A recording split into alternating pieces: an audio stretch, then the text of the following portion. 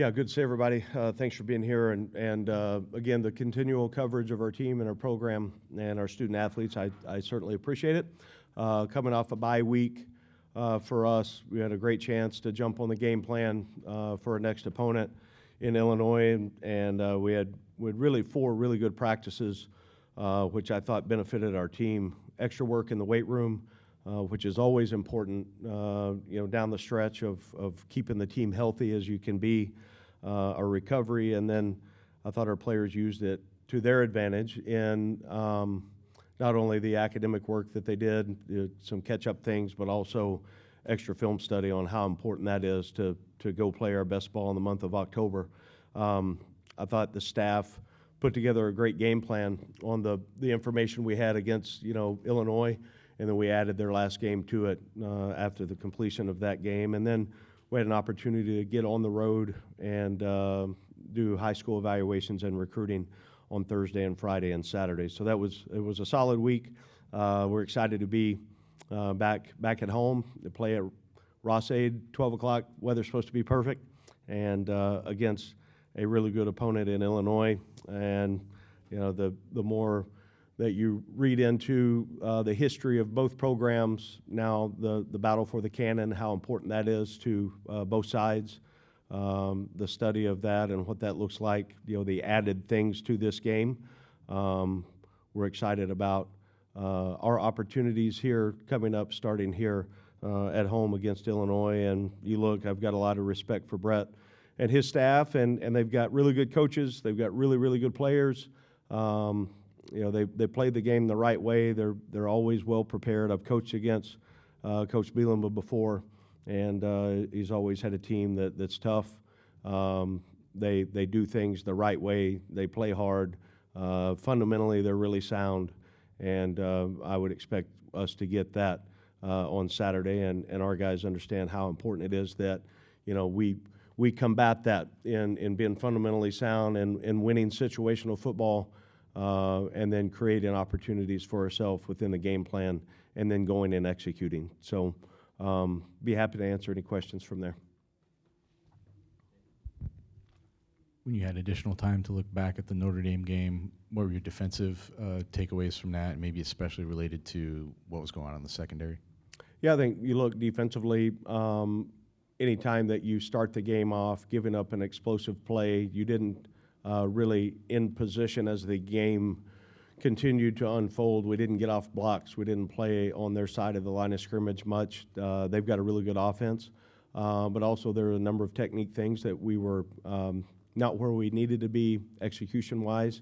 You look back, would you change the game plan? There were some things that we tweaked as the game was going on,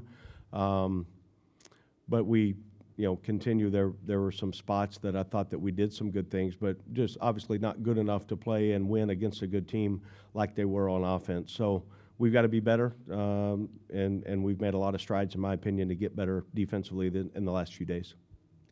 Are you expecting to have George Byrne again this season? Yes.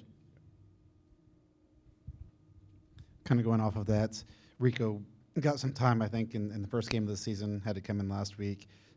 How ready is he for maybe more of an opportunity now than he was 5 weeks ago? Yeah, I think he's improved from week to week. And again, it's about consistency. It's about practice habits, about understanding of the game plan, what is called within your position on how to execute that. And we're excited about what Rico can do. And I think all the tight ends, they've elevated their play.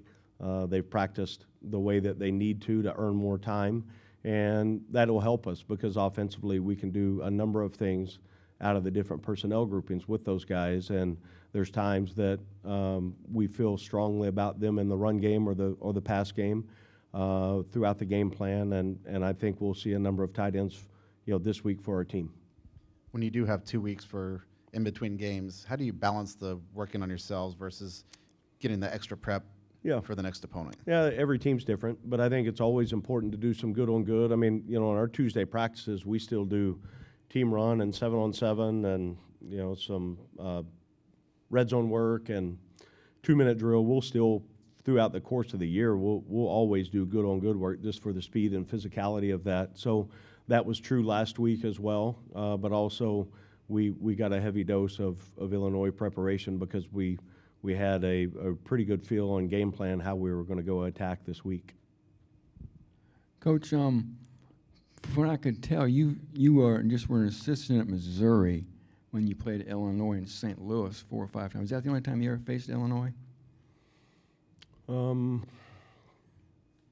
That would be, yeah. I was an assistant coach or in different roles there. We played, I think, 6 different times. Always a neutral site game in St. Louis. How do you replace T.J. Lindsey? Well, I think it's a number of guys, that I think we feel good about in that position on. They've got to elevate their game. And, anytime you lose a guy that was a guy that played, 30 to 40 snaps a game, well, those snaps have got to go to somebody. And I think you look at, D'Amico and him elevating his game. Ian Jeffries is a guy to me that is every single week he's getting a little bit better. He had a great week last week, so excited about him. And then, it's collectively we've got to all play just a little bit better. I think you're a good buddy with Brett Bielema. Can you talk about your relationship with Brett? Yeah, I've known him for a long time, and he's done a lot of great things for college football. I respect the amount of years that he's got experience-wise of the different roles, whether it, Wisconsin and Arkansas and Illinois. We've always, stayed in touch and in a lot of different ways, and a lot of respect for him. He's a heck of a coach, and he's a really good man, and he's good for college football. You recruit against that Illinois staff a lot now, don't you? We do. How do you run the ball better, Barry? Well, I think it's game planning. I think it's blocking at the point of attack. I think it's making an extra guy miss. I think it's running tough. I think it's, and when I say blocking at the point of attack, that's not always the offensive line. It's receivers on the perimeter. It's a tight end, either, at the point of attack or second level. It's quarterback on the ball fakes. It's quarterback run game. There's so many things that go into, well, how do you run the ball effectively or good or better? We've got to do a great job on doing what we feel like our players can do to have success, and then we've got to go execute those. And again, I think, we're moving in the right direction. We would love to have an opportunity to establish that where you really, really feel good about it. Not only in a 3rd and short situation, but 1st and 10, just starting out where your second down is manageable.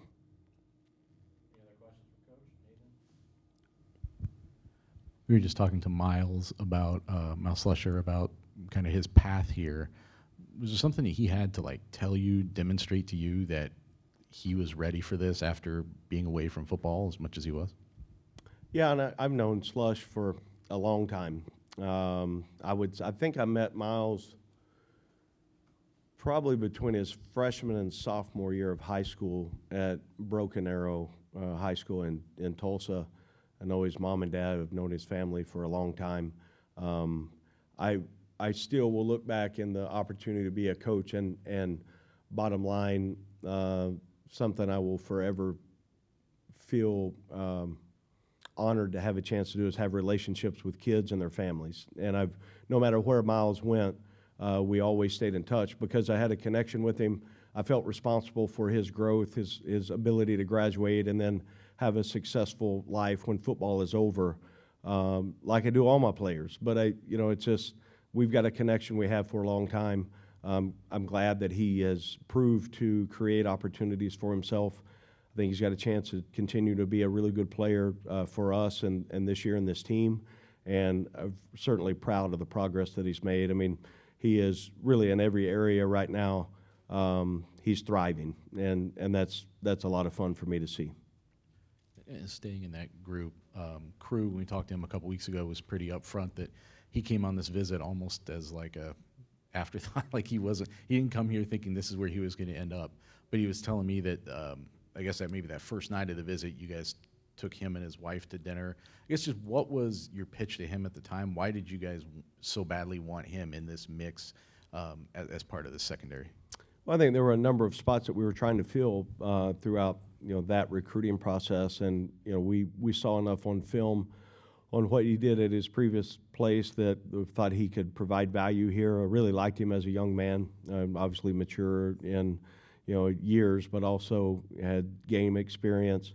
Liked his just nature about his approach on things. On the recruiting trip for him, it wasn't about anything other than this, the substance on what was going to be there from an academic standpoint, and then the ability to play and get better as a football player. You know, when a lot of guys in recruiting with portal transfers, you know, their approach is a little bit different. They've been through the recruiting process. He just wanted truth and reality, and I think that was something that he respected on what he received from Coach Clark and Coach Shear. Would be my guess on some of that. Barry, can you just really quick assess Ryan Brown thus far? What you've been pleased with, maybe what you think he still needs to hone and polish? I'm sure glad he's our quarterback. I think he's a special player, and he's gotten better every single week. I think watching the things that he needs to correct, he gets corrected. He's so smart. He understands. He commands leadership of the offense. He's a playmaker. He understands when there is a throw that he wish he had back, or he understands the reasons why. And I think he's got a tremendous future, and thrilled about the progress that he's made. I know it's not sexy and fun, but talk about your punter. Am I crazy to think he's your MVP so far? Well, I hope we don't have to use him many times, what I really hope. And then when his number's called, hopefully he continues to produce like he has.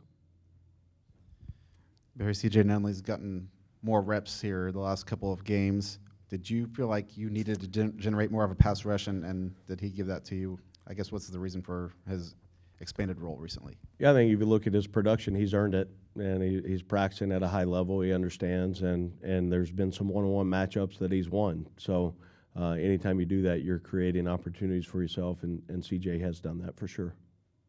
Any other questions? All right, thank you, Coach. Thanks, everybody. Thanks, guys. Have a great week.